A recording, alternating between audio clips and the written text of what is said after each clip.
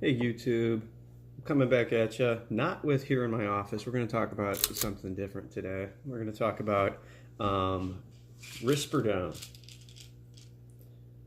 Risperidone, generic for Risperdal. This is what I take, and I take it for bipolar 1 disorder. You got the pill here, Risperdone pill. And I'm making this video for you guys. You may have just been prescribed this, or this video is for people that maybe went through a mental health crisis and have been prescribed this drug and was wondering some of the side effects, how it works, and what it's like being on it. And I can tell you this, my experience, I've been hospitalized 2 times for a month at a time, so I have 2 months of experience in inpatient mental health facilities for my bipolar 1 mania. And I can tell you that the first time I went into the hospital, they gave me a drug called Olanzapine, which is also known as Zyprexa. And that drug, first of all, I'm a little guy. I'm 5'4". I'm 5'4", usually 120 pounds. It made me go up to 140. So 20 pounds is a lot when you're 5'4". So weight gain. And other things too, Olanzapine really gave me I think I was on 5 milligrams, I don't remember, but it really made me feel like disassociative. It made me feel like I wasn't myself. I was a different person. It did stop the manic episodes, but I could tell you one scary thing that happened to me. A little story, real quick.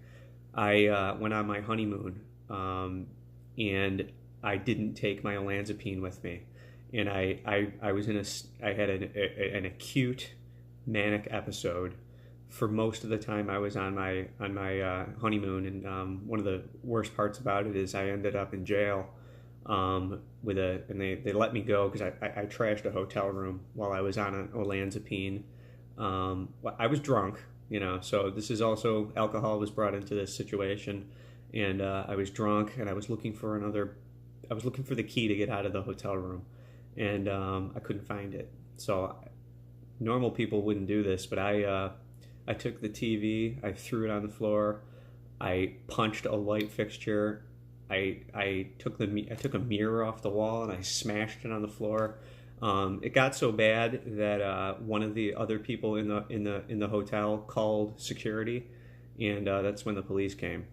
So what I'm trying to say, guys, is if you're taking an antipsychotic and you don't want to be on it, which is very common, you don't think you need it, or you don't think you're bipolar, or you don't think you have schizophrenia, or whatever the case may be,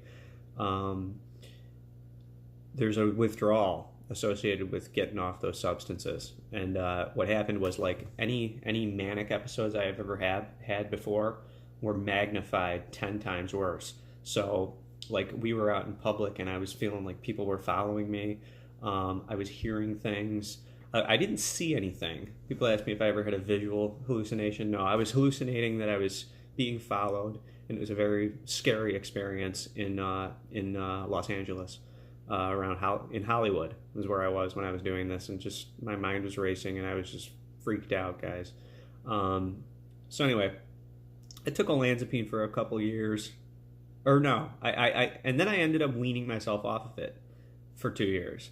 So those withdrawal symptoms after my trip in on my what do you call it, on my honeymoon. When I came back, I made the decision I was going to stop taking Olanzapine, and it was tough in the beginning. I would say it took me about 2 months to feel normal again. When I say normal, I went back to normal, but then 2 years later is when I had my second major manic episode, where I ended up in jail again. I ended up in the hospital for a month. And they were trying to give me Olanzapine again, and I literally said, tell them to stick this up their ass. So they knew they weren't going to get me to take it. I wouldn't even talk to the psychiatrist that they gave to me, and they ended up giving me a different doctor. because I just said this doctor's not working. I don't agree with them. I'm not taking this compound. I want something else. So that's where Risperidone came in, and there's a lot of stuff on here. I've seen other videos where people are talking about how, and it's part of the reason I made this video on the dangers of Risperidone and how bad it is and terrible it is, and it ruins people's lives, and they were forced to take it, and that's, could happen. I would have been forced to take it if I continued to refuse when I was in inpatient. And they, when you're locked up in a mental facility, they don't let you go. You can't leave. You can't have your phone. It sucks. But everybody's looking for a way to get out, and people are like pretending to take their pill and not taking their full dose. And the weight gain, I've had moderate weight gain on Risperidone. I'm probably at about 130 right now instead of 120. So it's a moderate little carrying extra weight, which is not for me, because I have trouble gaining weight. I used to work out pretty regularly. I used to work out 5 days a week for 2 hours at a time, and I always had trouble putting on muscle weight. Now, what's great about it is it really makes me. I wouldn't say it helps with my appetite. I think marijuana helps with my appetite. And everybody knows that. But yeah, Risperidone. The biggest thing I noticed about being on Risperidone, as opposed to Olanzapine, is that I didn't notice that I was on it. I just noticed that things were getting better. I was feeling better. I was in a good mood. I don't know if this affects my mood, but if it is, it's doing a good job at it. I'm happily on. So this is a video saying that I'm a happy Risperidone user, and it works for me.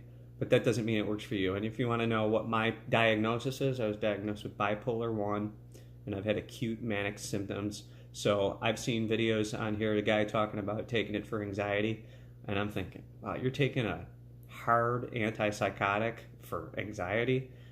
Why wouldn't you just take, I guess Xanax is hard too, but something else, right? But yeah, so I walked you through a little bit about my background and the mania that I've experienced.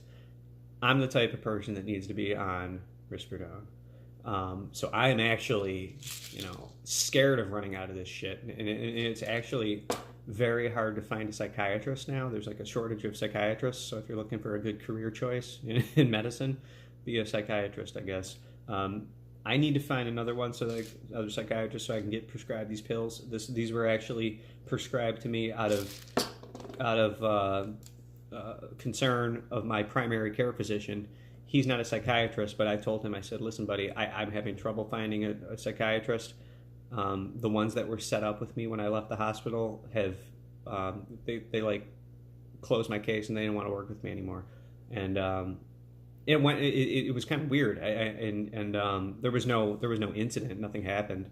They just said, you're not in the system anymore, whatever. I'm like, what the hell's going on here? So my primary care physician made sure I had this, because if I don't, I'm afraid of the same thing happening that happened with Olanzapine. I don't want to go into an acute state of psychosis, which I can and I do, and it's just keeping me on point. So it is a good drug for me. I'm on 2 milligrams. And another side effect of it, I should say, it's not just weight gain, but it will make you sleepy. This will make you very tired. But also, the way this Risperidone affects you in the beginning is very different than it affects you down the road. So when this was first given to me, when I took my first dose in the hospital, I was knocked out. Like, the sedative effects of this is powerful.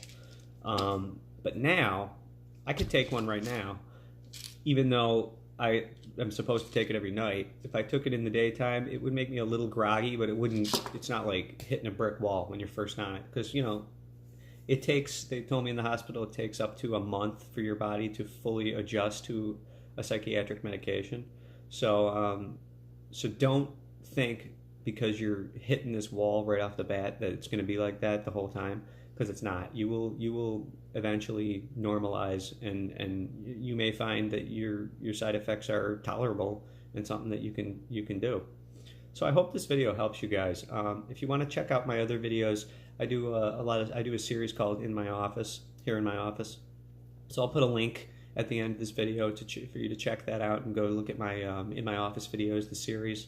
So I hope this has educated you on Risperidone, Risperdal, Olanzapine, Zyprexa, and why I take it for bipolar 1 disorder. So thanks guys, have a good day.